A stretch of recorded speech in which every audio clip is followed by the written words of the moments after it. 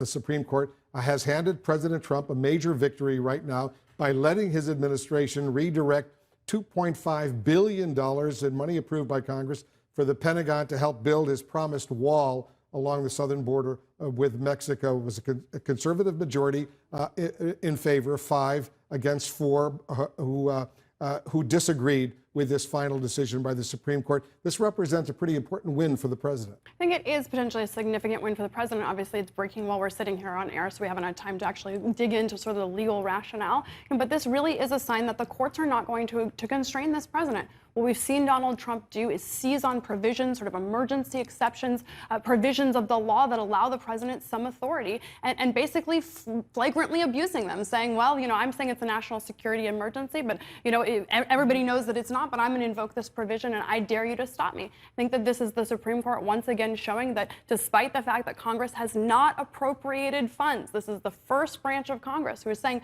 we are not paying for this wall. The power of the purse, checks and balances, kind of a big thing. This is the Supreme Court essentially saying, look, you gave the president, a workaround here, and he used it, and we're going to let him do it. Once again, it goes to how important it is for Congress to really stand up and assert its legislative prerogative. We may now know why President Trump seems willing to weigh in on Amazon's chances at winning a $10 billion contract from the government. Last week, the president said he's at least looking to get involved. Some of the greatest companies in the world are complaining about it, having to do with Amazon and the Department of Defense.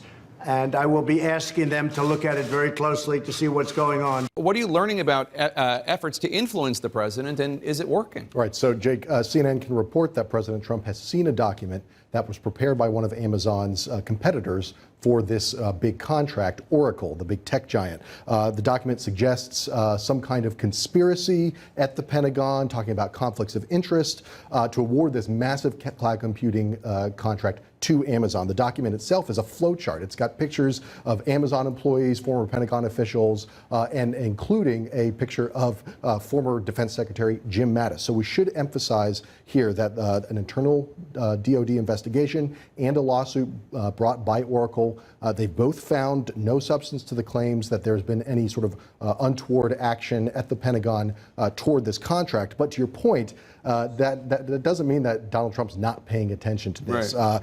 You talked about his words last week. He's also tweeted out a video from Fox News calling this the Bezos bailout. Interesting. And Kylie, the problem here is politics theoretically is not supposed to interfere with government contracting decisions. Is it improper for President Trump to be weighing in like this? Well, it sure creates the perception of improper political influence here, right? Because we don't know that President Trump has had a conversation with the Secretary of Defense, Mark Esper, about this. He has made public pronouncements that he's going to be looking into it. A source close to the White House also told me that this is Esper's first test as Secretary of Defense. He's up against an ethical test here. Does he make a decision that is along the guidelines of what the Pentagon would do in this case? Because he's a Secretary of Defense, makes the decisions on these things.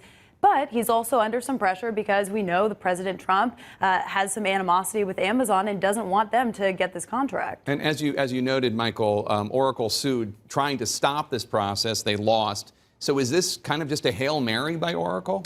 It is, but that doesn't mean it can't work. Again, the pressure that President Trump brings onto Mark Esper, the new defense secretary, and to the Pentagon by speaking out about this publicly, that's a lot of pressure. And it's not as if the president can wave his hand and make this contract go away, but he can put a lot of pressure onto the secretary.